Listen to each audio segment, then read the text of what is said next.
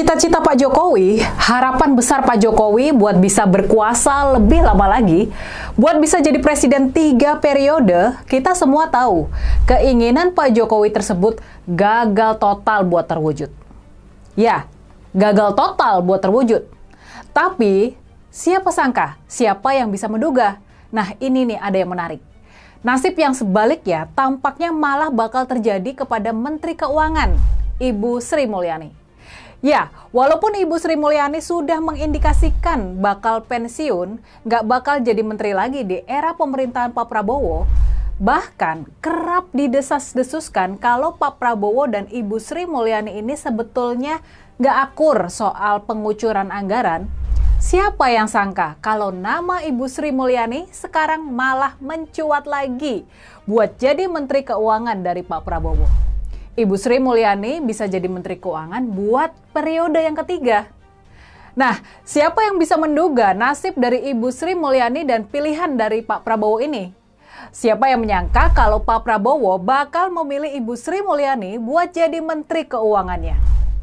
Nah, kalau menurut kalian nih, ini gimana? Kalian setuju kalau Ibu Sri Mulyani tetap menjabat sebagai Menteri Keuangan? Jangan lupa like video ini dan subscribe. Dari desas-desus penyusunan kabinet Pak Prabowo, kabar baik yang pertama, konon kabarnya, naga-naganya, desas-desusnya, Wakil Presiden Gibran sama sekali nggak dilibatkan dalam penyusunan kabinet ini.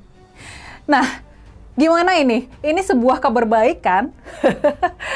Terus nih ada kabar baik yang kedua. Kabarnya untuk posisi-posisi penting, khususnya di bidang ekonomi, kesehatan, dan pendidikan, bidang-bidang yang krusial buat meningkatkan kualitas sumber daya manusia Indonesia, bidang-bidang yang krusial buat membawa Indonesia melompat jadi negara maju, kabarnya di sektor-sektor itu Pak Prabowo bakal mengisi kabinetnya dengan para profesional, bukan orang-orang partai. Jujur saja, ini kabar yang baik, kabar yang sangat baik. Ya, walaupun kita masih harus menunggu realisasinya ya. Jadi, kabar yang terbaru, dan ini jadi kabar yang menyenangkan buat kita semua. Kabarnya Pak Prabowo bakal memilih Ibu Sri Mulyani sebagai Menteri Keuangan. Pak Prabowo nggak mau mengambil resiko dan mempercayakan posisi sepenting Menteri Keuangan kepada orang yang masih kurang teruji dan kurang mendapatkan respek dari dunia finansial internasional. Soal mengelola keuangan, soal menjaga kepercayaan dunia internasional terhadap pengelolaan keuangan pemerintah, Pak Prabowo memang nggak punya banyak pilihan. Hanya segelintir ekonom Indonesia yang punya reputasi yang sangat bagus di dunia internasional.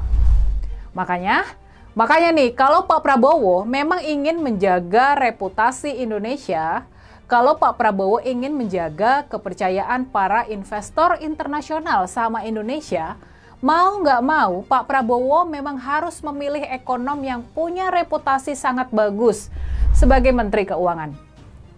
Makanya Pak Prabowo nggak punya banyak pilihan selain mengangkat kembali Ibu Sri Mulyani. Memang kita juga udah dengar, sebelumnya sempat beredar nama Pak Budi Gunadisadikin, Menteri Kesehatan kita yang juga mantan bankir, buat jadi Menteri Keuangan kita yang baru. Latar belakang alumni ITB ini dinilai pas buat menjadi pengelola keuangan dan kasir negara. Tapi rupa-rupanya Pak BGS ini menolak halus rencana ini. Pak Budi Sadikin memilih tetap berada di posnya yang sekarang ini sebagai Menteri Kesehatan. Pak Budi menilai transformasi yang dilakukannya buat memperbaiki pelayanan kesehatan di negara kita masih belum selesai dan harus dilanjutkan agar benar-benar tuntas. Jumlah dokter masih harus diperbanyak, jumlah dokter spesialis masih harus diperbanyak, obat-obatan harus dibuat semakin murah, dan pelayanan kesehatan kepada masyarakat, termasuk masyarakat pengguna BPJS Kesehatan, ini juga harus benar-benar diperbaiki dan dibenahi. Makanya karena Pak Budi Sadikin bakal tetap di posnya sebagai Menteri Kesehatan, posisi Menteri Keuangan jatuh kembali ke pangkuan Ibu Sri Mulyani. Selain jabatan Menteri Keuangan dan Menteri Kesehatan yang bakal dijabat sama kalangan profesional, jabatan Menteri Pendidikan kabarnya juga bakal dipegang oleh orang yang memang punya latar belakang profesional di bidang ini. Buat jabatan Menteri Pendidikan, kabarnya Pak Prabowo bakal memilih sekjen dari Muhammadiyah, yakni Pak Abdul Muti. Kalau benar ini terjadi, itu berarti Pak Prabowo bakal mengembalikan tradisi Kementerian Pendidikan dipegang oleh tokoh Muhammadiyah, salah satu organisasi pendidikan tertua dan terpenting di negara kita. Dan kabarnya juga, jabatan Menteri Pendidikan, Kebudayaan, Riset, dan Teknologi yang dipegang oleh Nadiem Makarim sekarang ini bakal dipecah menjadi 3. Posisi Menteri Pendidikan Dasar dan Menengah bakal dijabat oleh Pak Abdul Muti. Sementara itu, posisi Menteri Pendidikan Tinggi, Riset, dan Teknologi bakal dipegang oleh Profesor Satrio Sumantri Brojonegoro. Pak Satrio ini adalah dosen teknik mesin ITB dan merupakan putra dari almarhum Profesor Sumantri Brojonegoro. Pak Sumantri ini adalah Menteri Energi dan Sumber Daya Mineral dan juga Menteri Pendidikan dan Kebudayaan di era Orde Baru. Pak Sumantri juga pernah menjabat sebagai Rektor Universitas Indonesia. Sementara itu, kabar yang mungkin baik dan mungkin juga nih kurang baik, kabar itu adalah terpilihnya Bang Fadlizon sebagai Menteri Kebudayaan. Pecahan ketiga dari Kementerian Pendidikan, Kebudayaan, Riset, dan Teknologi. Gimana nih kalau menurut kalian? Kalian setuju sama pilihan ini? Dan harus diakui, Bang Fadlizon ini adalah orang dekat Pak Prabowo sejak lama. Dia sangat setia sama Pak Prabowo. Makanya nih rasa-rasanya wajar saja kalau Pak Prabowo memberikan kepercayaan yang besar sama pengkritik utama dari Pak Jokowi di masa lalu ini. Terus, nah ini nih yang juga sangat menarik. Selain Bang Fadlizon, kabarnya informasi yang beredar, duet Bang Fadli di DPR yaitu Bang Fahri Hamzah, dia juga bakal diangkat menjadi menteri mewakili Partai Gelora. Ya, halo teman-teman, kembali lagi bersama saya di channel ini, channel Indonesia 2045 yang membahas seputar politik pendidikan hingga budaya sampai menuju Indonesia Emas tahun 2045 sesuai harapan dan cita-cita bangsa kita. Tentu tadi kalau kita melihat berbagai macam hal yang disampaikan oleh Mbak Rini Budoyo, ya ini mengenai persoalan-persoalan yang terjadi di Republik ini teman-teman. Ya begitu banyak persoalan-persoalan yang terjadi, begitu banyak dinamika politik, gonjang-ganjing politik, instrumen-instrumen politik ya, yang mungkin kita bisa menilai seperti apa perpolitikan yang terjadi di bangsa dan negara kita saat ini. Ya tentu di tengah-tengah bangsa ini penuh dengan tantangan, ya dipenuhi dengan persoalan-persoalan, ya dan dengan berbagai kasus-kasus, dengan berbagai isu-isu publik, ya dengan berbagai opini publik dan lain sebagainya. Nah, tapi teman-teman, saya yakin Anda juga telah memahami dan juga sudah mendengarkan tadi apa yang sudah disampaikan. Tentu ini menjadi sebuah pemahaman baru kepada kita. Dan saya rasa kalau kita melihat apa yang disampaikan oleh Mbak Rini Budoyo, ya tentu sangat masuk akal sekali. Sebetulnya ya, sangat masuk akal sekali. Nah, tapi lantas bagaimana penilaian dari masyarakat Indonesia terkait hal ini? Nah, di sini kan saya coba ulas kembali kepada kita dan saya akan coba luruskan ya, mengulas dan sekaligus nanti melanjutkan jalan berpikirnya seperti apa. Tentu ini adalah pemikiran-pemikiran masyarakat Indonesia yang dituangkan melalui komentar-komentar yang ini menjadi sebuah penilaian terkait apa yang sudah disampaikan. Ya, saya awali ini komentar 1 bulan yang lalu ya. Sudah berarti video ini kurang lebih hampir 2 bulan lah ya. Ini komentar terbarunya dari Selowadi ya. Gibran ancam mundur. Kebetulan bro, tidak ada nilainya, lebih baik segera mundur. Nah, jadi masih banyak sekali masyarakat Indonesia di luar sana tentu dengan berbagai komentar-komentar yang selalu saya lihat, yang selalu saya amati di berbagai platform media sosial, terutama di channel YouTube ini, tentu banyak sekali komentar-komentar yang menyatakan bahwa Gibran belum layak sebagai wakil presiden Republik Indonesia. Nah, jadi perihal hal ini memang tentu terlihat ketika misalnya ada hal-hal yang dilakukan oleh Mas Gibran ketika mengingat kembali bagaimana prosedur pendaftaran pencalonan pada pemilu kontestasi Pilpres 2024 lalu, putusan 90 tahun 2023 dan seterusnya.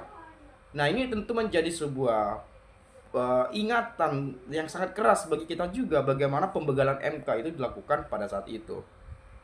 Nah, kemudian kalau kita melihat di sini, pakar banyak yang jelas-jelas akuntabel, sangat legal di bidangnya, bukan abrakadabra bin salabim. Ya, ini berbeda seperti Kaesang gitu ya, Kaesang Pangarep ya, anak bungsu dari Pak Jokowi yang ketika masuk partai PSI selama 2 sampai 3 hari bisa jadi ketua umum partai. Padahal beliau, setahu saya, beliau ini belum pernah terikat ya sebagai kader partai, sebagai anggota partai, apalagi sebagai pengurus partai, apalagi dalam dunia politik kancah nasional gitu ya. Tetapi 3 hari di PSI bisa jadi ketua umum. Jadi kalau saya melihat Bim Salabim ini ya, Bim Salabim abrakadabra gitu ya, ku masukkan dia, ku datangkan dia ke PSI, menjadikan sebagai ketua umum gitu ya. Enak banget ya, instan banget itu sih sebetulnya. Oke, tapi kita nggak terlalu ke sana lah ya. Kita coba balik ke topik pembahasan video kita. Mundur saja boy, rakyat malah sorak-sorai kegirangan. Gibran, Gibran. Ini yang ditunggu. Sikat habis menteri titipan, nggak bakalan aman NKRI yang kita cintai. Gak usah ngancam-ngancam mundur bung, mundur aja secepatnya, ketimbang cuma numpang. Keren, kapasitasmu bukan di wapres tidak layak. Tak perlu politik yang fakta demi negara dan bangsa kita. Begitulah yang baik, jangan orang partai, menteri dari partai, kebanyakan kepentingan partainya. Jadi memang tentu kalau kita melihat ya, di dalam kabinet, di dalam menteri, di setiap pemerintahan mungkin ya, saya juga cenderung melihat bahwa menteri-menteri itu bisa saja mungkin dewan penasehat partai, ketua DPP partai, bahkan bisa ketum partai dijadikan sebagai menteri. Jadi kalau kita melihat, bisa saja kalau kita bisa berasumsi, mereka jadi menteri ya tentu ya kebanyakan untuk kepentingan partainya sendiri juga, seperti itu. Kalau kita memacu pada komentar Bung Rasid ini gitu ya, begitulah yang baik, jangan orang-orang partai. Artinya yang begitulah yang baik, kalau untuk jadi menteri janganlah orang-orang partai, atau mungkin ketua umum partainya, sekjen partainya, ketua DPP partainya, dan seterusnya. Jadi istilah kata tidak ada keterikatan lah dengan pengurus partai, kurang lebih seperti itu ya. Gibran tidak berguna, tidak perlu Gibran dilibatkan wakil ingusan. Mundur ya mundur saja, nggak usah ngancam-ngancam, daripada terus bercokol jadi penguasa ya, nanti yang ada NKRI malah mengalami kemunduran. Biarlah mundur aja yang yang mundur setuju. Bu Sri Mulyani tetap aja Menteri Keuangan. Cocok banget Bu Sri Mulyani tetap di Menteri atau di Kementerian Keuangan. Soalnya waktu Pak Susilo, Bambang Yudhoyono pernah ke luar negeri, terus Pak Jokowi, sekarang harus Pak Prabowo, nggak ada yang seperti Bu Sri Mulyani. Alhamdulillah, kalau tahu diri mah silakan mundur. Rakyat Indonesia pasti sangat mendukung, semoga negeri ini tidak ada kegaduhan lagi. Bila perlu mundur sampai masuk gorong-gorong itu lebih bagus. Selamat mundur, jangan lama-lama mundurnya. Udah enak banget lihat gayanya. Jadi bayangin, kita punya wakil presiden, banyak sekali komentar-komentar yang seperti ini. Artinya banyak masyarakat yang tidak menyenangi, atau bahkan banyak masyarakat yang mengatakan ya ini Gibran belum layak lah sebagai wakil presiden, dan seterusnya. Kalau saya lihat komentar-komentar ini gitu ya, tetapi banyak, tapi nggak semua gitu ya. Ya meskipun ada beberapa oknum yang mungkin menyebutnya itu ya, kalian karena sakit hati pengaruh kala pilpres masih apa namanya ya semacam nggak terima kekalahan dan seterusnya. Tetapi kalau saya melihat ya memang ini komentar teman-teman kita yang mungkin menilai bagaimana kapasitas seorang wapres tersebut, ya sehingga muncul penilaian-penilaian di berbagai komentar di video-video yang mungkin pernah yang saya ulas kepada pemirsa di channel ini, bahkan mungkin di channel saya sebelah gitu ya. Jadi mungkin bagaimana pendapat Anda, barangkali punya perspektif berbeda, silahkan sampaikan komentar Anda di video ini agar nantinya kita juga dapat sama-sama saling bertukar pikiran antar satu dengan yang lainnya melalui komentar pada video ini. Itu saja, terima kasih. Tidak bermaksud memprovokasi, mengungkit masa lalu, apalagi sampai dituduh sebagai buzzer-nya politik ya. Kita tidak terlibat dalam hal-hal seperti itu, apalagi hal-hal yang bersifat negatif lainnya. Kita warga negara Indonesia, masyarakat biasa, kita punya hak untuk mengkritik, berpendapat, bahkan berekspresi sekalipun untuk kemajuan bangsa dan negara. Kita tetap mencintai NKRI. Ya, kita tetap cinta negara ini karena yang tidak kita cintai adalah mereka-mereka yang korup, pejabat-pejabat penjilat, ya, pejabat-pejabat korup dan seterusnya. Karena itu bisa diganti kalau negara ini sepanjang masa, ya. Jadi kita tetap mencintai negeri ini, teman-teman. Pelihara akal sehat agar bangsa ini bisa selamat. Itu saja, sekali lagi saya ucapkan terima kasih. Salam dan sampai jumpa.